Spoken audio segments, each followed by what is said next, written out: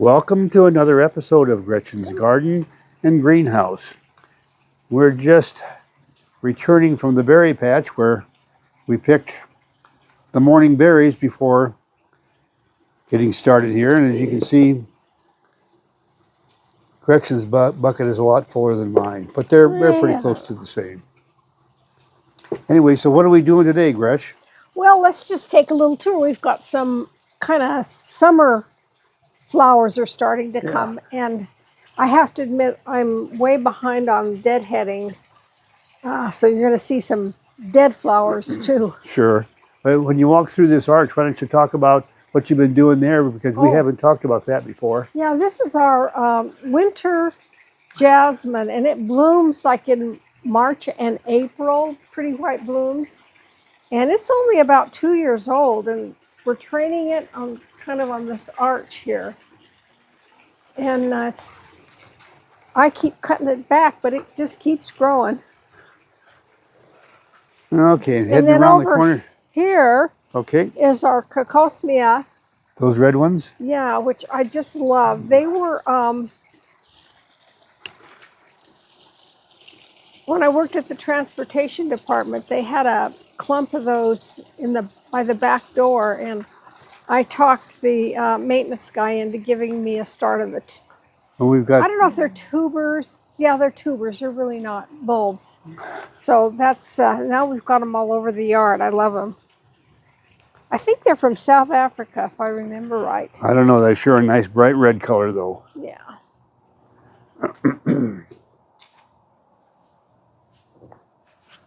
And I think Al's got some stuff in the greenhouse. Yeah, just in the greenhouse, I'm on about the third set of dried herbs and so forth. We did lavender. This is the second batch of dill, and that'll end up going in dill pickles. But it seems like the dill matures a lot faster or earlier, at least around here, than does the cucumbers. So anyway, where to now? Right over here. There's another glucosima. Oh, and we also got a daylily there that's kind of pretty. Yeah, both of those are two of my favorites. The red one, you call it the glucosima. I just love that. That's just that bright red color. You can see that from way across. I think this is called Lucifer. I think that's the variety, but I'm not sure. Okay, well, let's go over to the yucca plant. We'll work our way over there. Well, we got to take a look at the hazelnut trees. Oh, that's right. I forgot about that. Okay.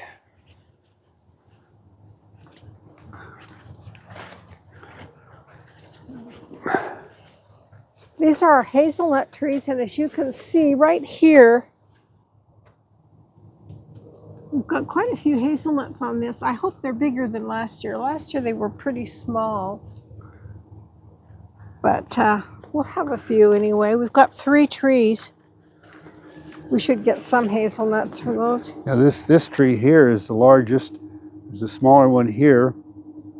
That was one we got at a closing out sale at one of the farm stores around here. We got it for like 99 cents because it was almost dead, and Gretchen resurrected it. I do have a dahlia blooming finally. Oh, that's right. We see these all the time on Gardener's World, a show that we watch on television out of the UK. And then I got some dahlias that need to be deadheaded. Yeah.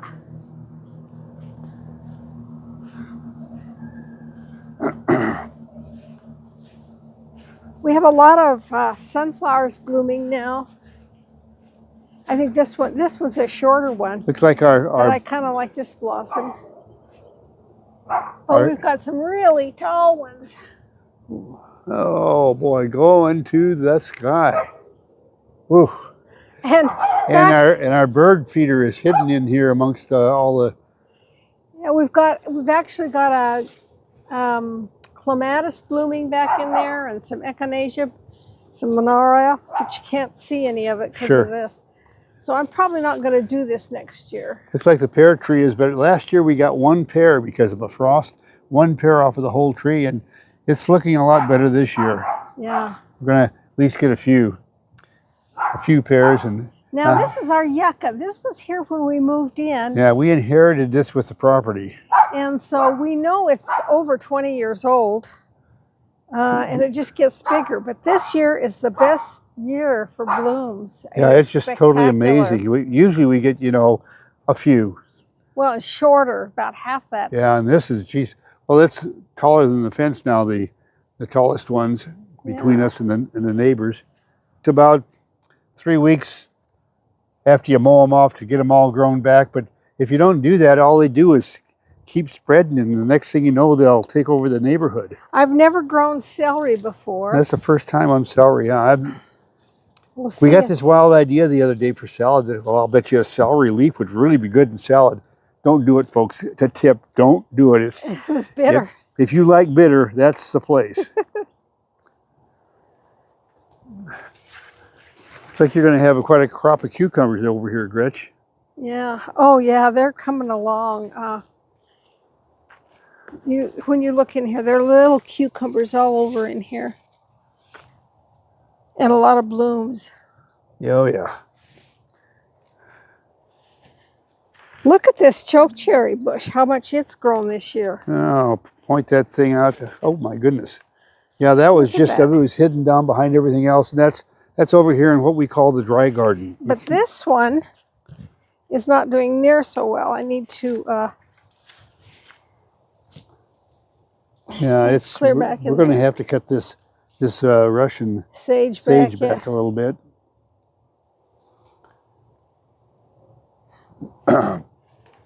This is leeks, and I just kind of let them go and they seed and kind of just grow everywhere.